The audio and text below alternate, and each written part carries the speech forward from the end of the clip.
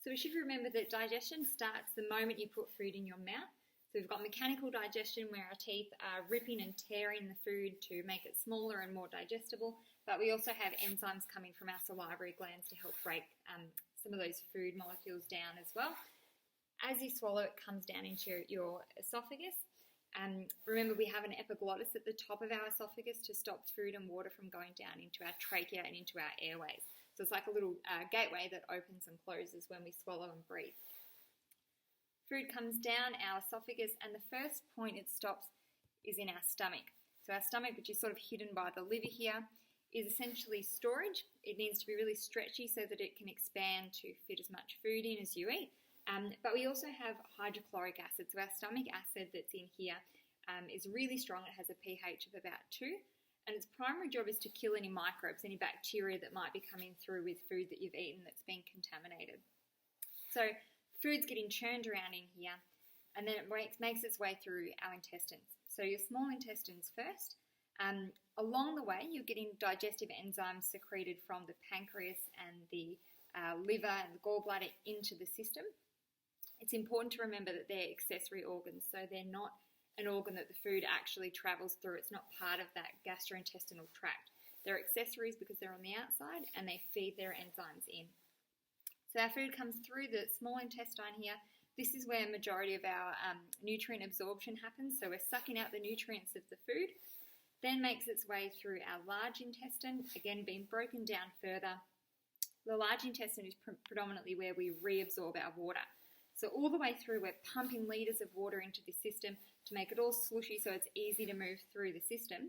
But we need to reabsorb it at the end before we lose it. Otherwise, you will be dehydrated, lose a lot of water through your waste, and obviously have really bad diarrhea. So that large intestine reabsorbing any last minute sort of vitamins and a lot of that water there. The rectum is where we store our waste before it's excreted through the anus. Okay, so to start our rat dissection, we need a few things. We need a dissecting tray and string to tie the specimen down with. We need our dissecting kit. So we have sharp and blunt scissors, scalpel, a probe, and some forceps and tweezers here. So you'll use a different variety of tools throughout depending on what you're trying to do. And obviously you need your rat specimen.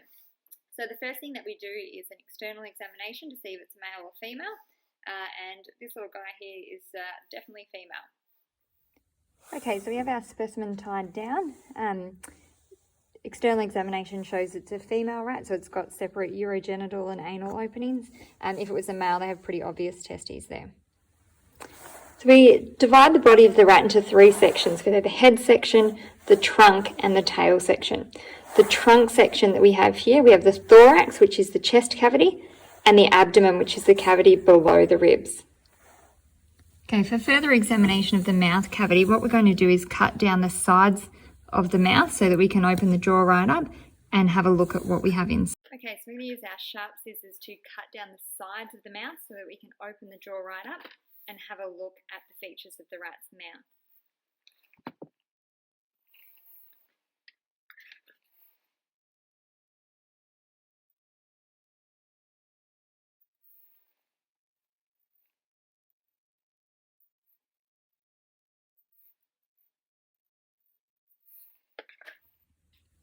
Okay, so I've opened up the through that skin and muscle on the side of the rat's mouth so that we can open its jaw right up and we can have a better look. So we can see those really sharp incisors, those teeth at the top and bottom for tearing and ripping into food. You've got the molars down the bottom here and up top for grinding food. There's a really hard palate at the top of the mouth, similar to what we have to be able to crush food against, and soft palate at the back of the mouth there. And obviously the tongue, which is really important to be able to manipulate food, move it around and to swallow. Our epiglottis, that little trap door that stops food and water from going down our airways, is right at the back there. Okay, so we're cutting our rat ventral side up. So the ventral is the belly side, dorsal is the back, think like a dorsal fin, goes in the back of a dolphin. So ventral is the underbelly. What we're going to do now is make the incision into the abdomen so that we can have a look at all the organs that are in there. The thing to be really careful about here is that you don't damage any of the organs that we want to look at underneath. I'm going to lift the skin up, make a little incision, and then cut up to be able to open it. I'm just using the tweezers and the scalpel now just to peel all that skin away after that first cut that we've made.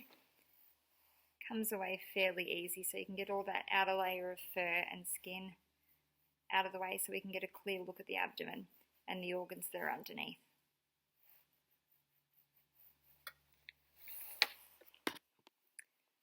Okay, so I'm cutting through that tough layer now that's protecting all of our organs. To do that, I'm going to have to go and cut up through the rib cage so that we can open it and get a good look. This is obviously a little bit harder than cutting through just skin to open the rib cage up there.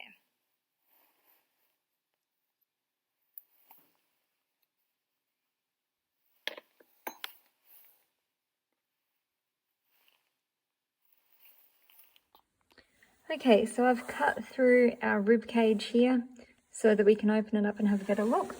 Now, as you lift the rib cage, you can actually see the diaphragm there. So the diaphragm is this stretchy bit of muscle that's really thin that separates our heart and our lungs from our digestive organs below. The diaphragm is really important for helping us to breathe. As it pulls down, that negative pressure opens up our lungs to bring in all of the air for the oxygen that we need.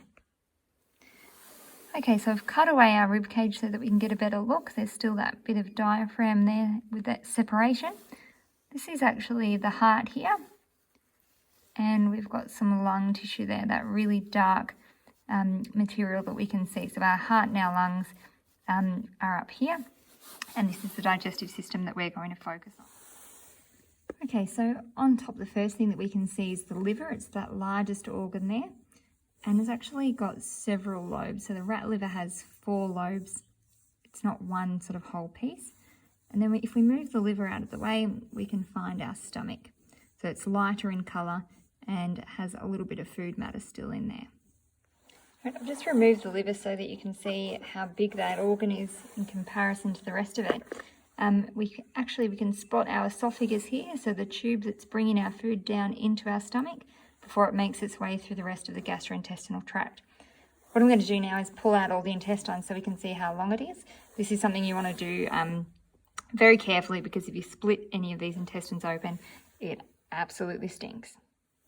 Okay, it might be a little bit hard to see, but this is the mesentery, so it's a really thin layer of tissue that holds all the small intestines together. So it's almost like, sort of looks like cellophane. It's a really clear, very thin, stretchy bit of tissue that's holding all of our small intestines together. So it's not just one big tangle. Right, so what I'm going to do is try and separate our small intestine so you can see how long it is. So being really careful not to snap it, just to break that mesentery that was holding it together. We can slowly pull it out so you can see just how long it is.